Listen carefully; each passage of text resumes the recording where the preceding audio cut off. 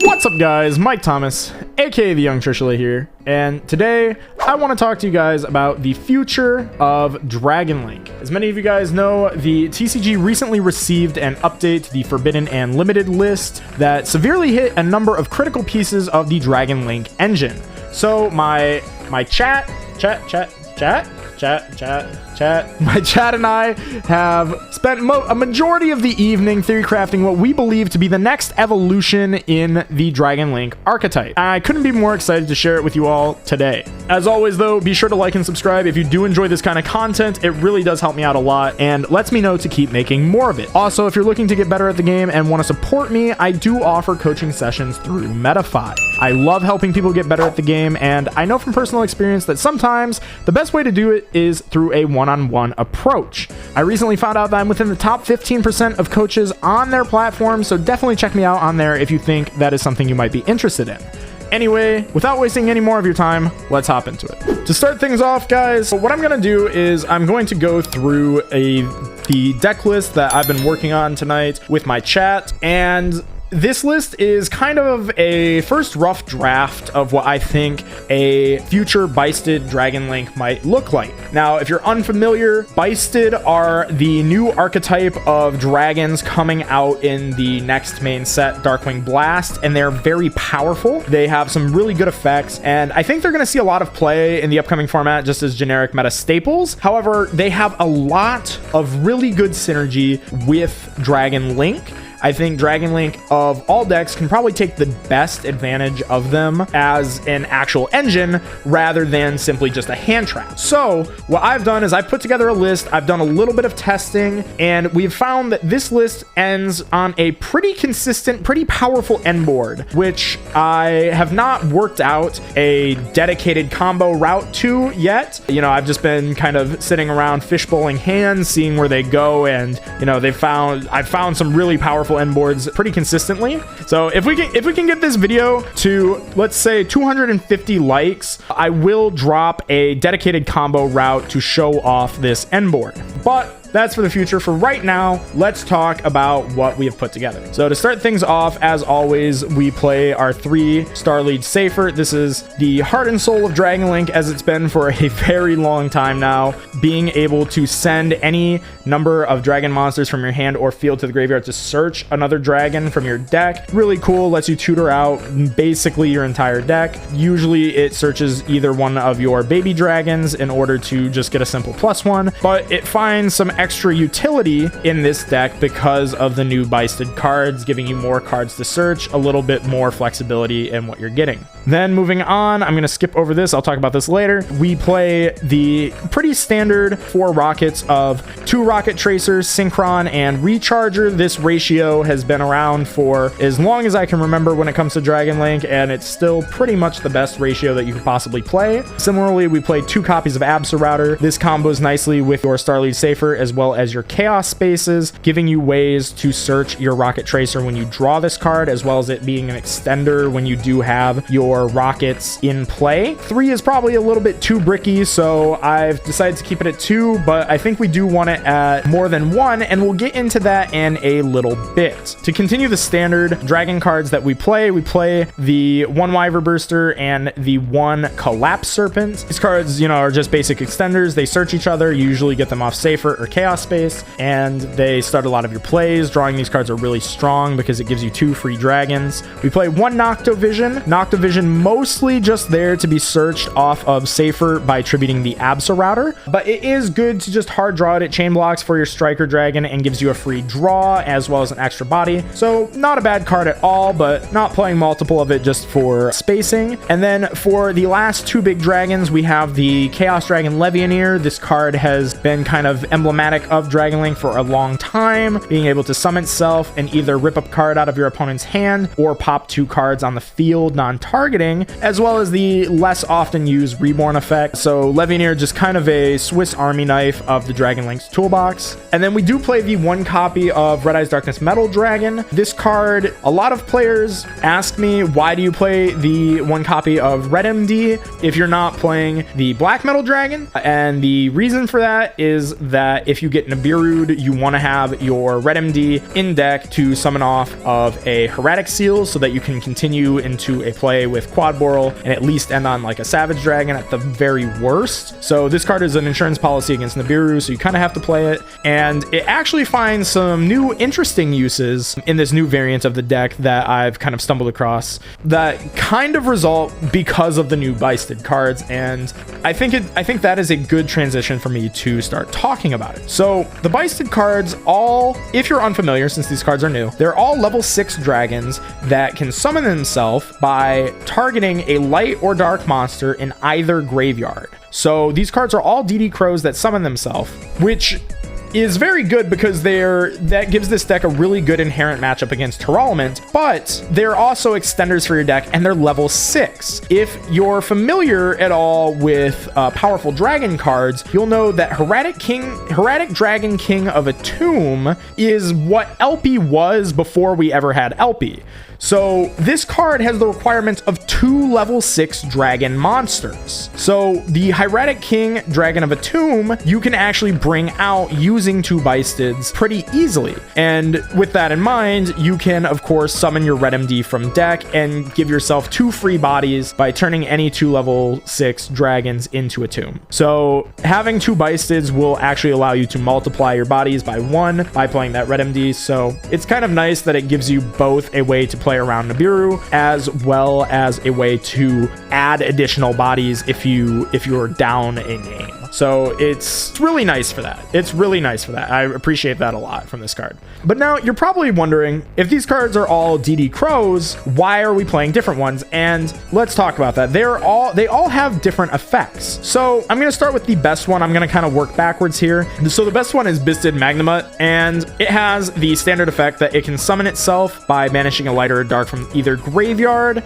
but all the Bysted monsters have an additional effect. So if Magnamut is summoned, you can activate its effect and add any dragon from your deck or graveyard to your hand during the end phase. So it is a Scarm. It gives dragons a Scarm. This is a DD Crow on wheels that is also a Scarm, which is really powerful for Dragon Link. That is a really, really good card effect to have. So obviously we're playing three of Magnamut. We're then playing 2 copies of Bysted Druid Worm, which is again special summon it by banishing a light or dark from either graveyard. But this one has the effect that if it's sent from the field to the graveyard, you can target a opponent special summon monster, send it to the graveyard. So this one, if you put it on field and you remove it from the field, gives you a free pop, which is really, really nice and combos really well with cards like Hieratic Seal, IP, and another card that I'm going to talk about in a little bit. So Druid Worm, very good, but unlike Magnamut, it doesn't search any cards for us. It's not as proactive, so we're only playing 2 of it. Though I do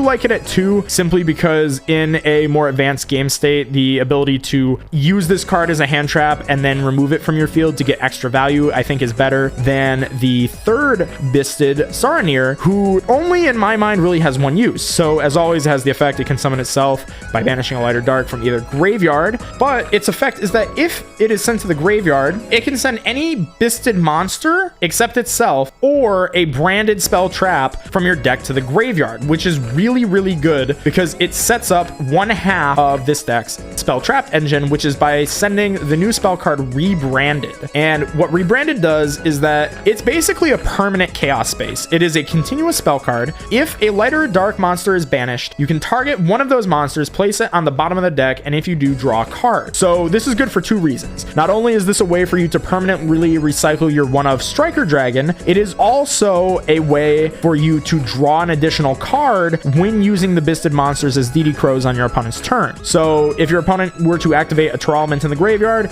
you can DD Crow it with one of your Bysteds, and rather than just banishing it, you can give it back to them, put it in their deck, and then you get to draw a card. So you are turning off one of their effects, summoning a monster, and then drawing a card, which is really, really strong. And the fact that you can do this every turn just slowly will generate you lots of advantage. And the fact that this is searchable is really cool. So like, if you thought that that wasn't good enough, it has a secondary effect that's really, really powerful. So once per turn, if your opponent normal or special summons a monster, you get to reborn any Bysted monster that's in your graveyard. So this is part of why Bysted Magnamut is so powerful, because if you go first and you Magnamut, you will be able to search in your end phase one of your Bysted monsters as a hand trap, so you can use it as a DD Crow. When you use it as a DD Crow, you're going to get to crow one of your opponent's cards, draw a card, and then when they normal summon, you're going to get back the Magnemute, and Magnemute then triggers and Scarm searches again on the opponent's turn. So that gives you a draw and 2 searches as long as you resolve a Magnemute at some point during your first turn, which is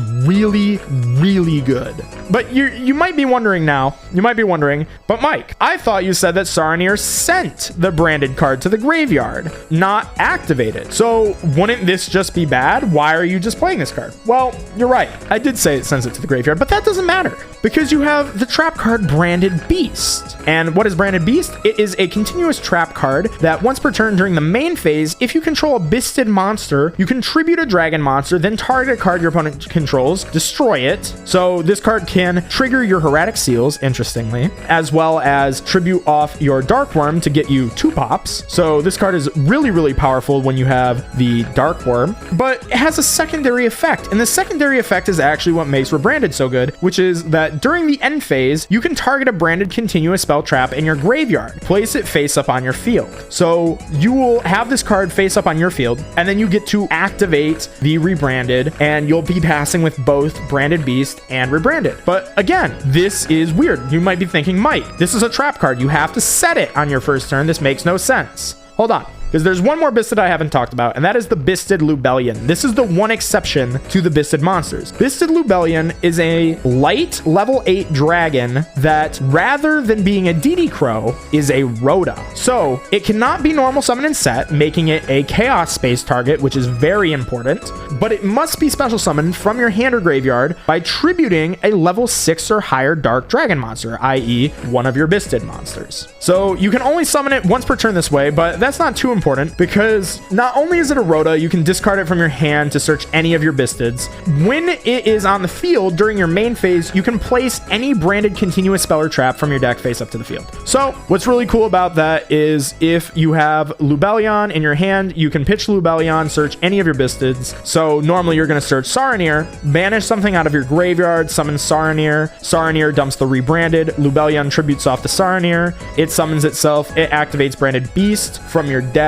And then during the end phase, Branded Beast gives you your Rebranded. So as long as you resolve a Lubellion, you'll be able to get both Rebranded and Branded Beast, making it a really consistent part of the end board, which is also really strong too, because not only does Rebranded put the Bysted on your field for Branded Beast to tribute and pop with, but Rebranded also then gives you a free draw if you have a Bysted in your hand. And the Branded Beast lets you play a card that would otherwise be unsearchable, and it's not bad either since it's a 2-card package, because if you draw either one, you just activate the other with Bysted Lubellion. So it doesn't matter if you draw the trap card because you can always just activate the Rebranded from your deck. So not bad at all. And those are the Bysted cards. So that is the Bysted part of the deck. Now for the rest of the cards I haven't talked about, they're pretty standard. You play Quick Launch because it's E-Telly for dragons. You play Chaos Space because it searches your babies, but now it also searches Bysted Lubellion, which makes it really good. It draws you a card, it recycles stuff. And then you also have to play the 2 of mandatory field spells in Dragon Ravine and Boot Sector Launch. So not really too much out of the ordinary there. Let's talk about the remaining cards in the deck, which you might have been wondering about and why I skipped over them. I have managed to fit in 6 defensive slots. For now, I've chosen Ash Blossom and Nibiru because I think they're powerful and, pretty generic. But then in the last 4 slots here, I've decided to test out a package that hasn't been seen in Dragon Link in maybe 4 years. And that is the Melody of Awakening Dragon package. So this package saw a lot of play in the late stage of Danger Thunder and what I would kind of consider to be the early stages of Dragon Link. I think there was a little bit of overlap between those 2 decks. And what a Melody of Awakening Dragon does is you can discard any card in your hand and add up to 2 dragon monsters with 3,000 or more attack and 25 or 100 less defense. Sadly, it cannot add your Bysted Lubellion. They did think of that, so they switched the stat totals. It is a 25 35-30 rather than a 30-25, but it lets you search the Chaos Emperor Dragon, the prize card, which is really strong because this card allows you to grab back a banished dragon, which has nice synergy with Bysteds, because on your first turn, you're going to be banishing a card for your Bysteds from your graveyard, so you can add it back with the Chaos Emperor, and it can summon itself by banishing 2. And also the Darkest Diabolos. This is a card that has not seen play in Dragon Link for a long time because you don't really have a good way to trigger this. The way that you used to summon Darkest Diabolos is by summoning Colossus and tributing off a Thunder monster from your field. However, Bysted Lubellion's effect to summon itself by tributing a level 6 or higher Dark Dragon makes this card summonable again, which is very powerful. It is very, very strong because Darkest Diabolos lets you rip a card from your opponent's hand by tributing a Dark monster, which, you know, you can get for free by banishing a Dark monster from your graveyard, using your Bysteds, adding it back with the Chaos Emperor, and then tributing it out of your hand with Darkest Diabolos to get a free hand loop just by opening this package. And it also summons itself. So if you open the Melody package plus your Lubellion, you would be able to set up not only the Bysted part of your deck using just the Lubellion package, but you'd also be able to get the Darkest Diabolos on the field, use your Chaos Emperor to potentially add back a card, and then tribute it off with the Darkest Diabolos to rip a card out of your opponent's hand. But then you could either turn those two dragons into a Romulus and start playing, or you could overlay for an Xyz monster such as the Zombie Vampire, which is a card that has seen play in Dragon Link kind of sparsely and is maybe not recommended because of the prevalence of Terralement. However, the Zombie Vampire does give you some pretty nice benefits. It's kind of a stand-in for the Chaotic Magical that we did lose on this most recent ban list, and it helps you dig for cards like your Magnamut, your Tracer, your Abso Routers, your Seiferts. So it can be worth the risk, and you know, post game 1, when you know what your opponent is on for sure, this card could almost be a no-brainer to summon. So I've decided to include these cards in the list for now because I think they do have potential to make it into the deck in a more completed draft. I obviously still need to do more testing with the deck, but from testing, these cards have been pretty good. Even when you don't open the Melody of Awakening Dragon, just seeing one or more parts of this engine has been really strong, especially the Darkest Diabolos I've found has really overperformed, especially because of Branded Beast. It actually tributes to perform its pop effect, so you can tribute off a dragon from your field and pop a card on your opponent's field, then bring back the Darkest Diabolos, basically eliminating the requirement of having to tribute a monster to use the Branded Beast. So it allows you to maintain that board presence that otherwise you'd have to give up to resolve your pop effects, which can be very useful when you have cards like IP Masquerena on the field, because that will allow you then to resolve pops and then go into free bodies with your IP Masquerena, basically giving you a free reborn with Rebranded to then tribute off with Branded Beast, and then reborn the Darkest Diabolos, and then turn that into a unicorn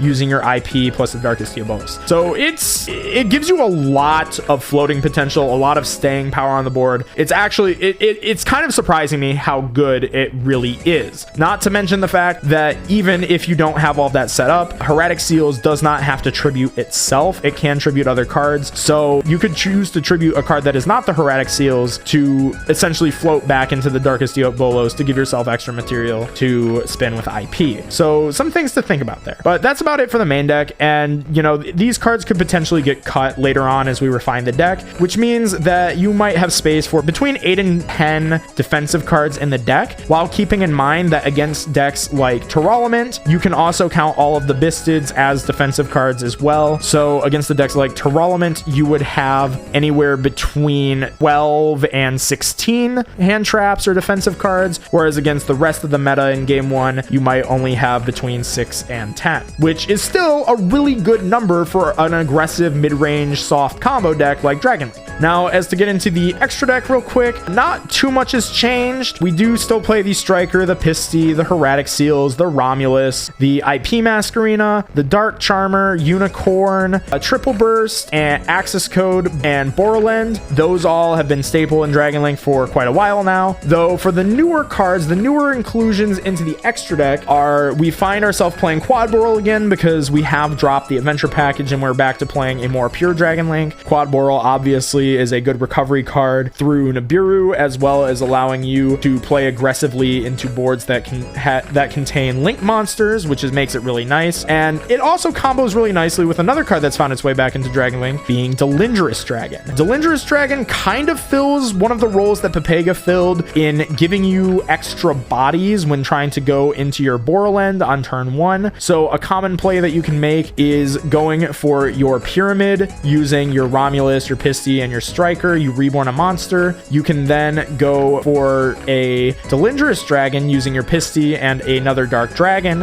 and then use your Striker Dragon, target the Delindrous, add a Recharger from your graveyard, and then trigger Recharge's effect to summon back a Rocket from your grave, and then trigger the Delindrous, summoning it back and basically giving you a free extra body, which you can then use to go into Borland with, and then use the Borland to target the Rocket that you reborned to get the other half of your lone Synchro 8, the Borreload Savage. He is no longer accompanied by his friends Pepega and Hot Red. Very, very lonely indeed, but he is still here to provide us some Omni negation for the deck. But his friends are not completely lost. They've been replaced by Xyz monsters, being a Tomb, which, as we mentioned before, can be summoned using 2 Bysted monsters to act as a stand-in for Guard Dragon Elpie, which we lost years ago, and be able to tutor out basically anything out of your deck, which is really powerful.